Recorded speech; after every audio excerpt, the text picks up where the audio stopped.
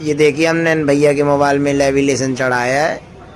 आइए भैया से जानते किस जगह से आए थे और उनको रेट सही लगा और इनको फिनिशिंग सही आई कि नहीं और इन दुकान के बारे में जानकारी कैसे थी।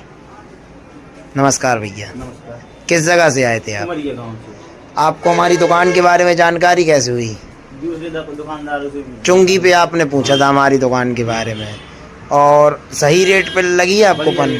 फिनिशिंग कैसी आई है आपकी पन्ने? काम में कोई कमी तो नहीं लगी?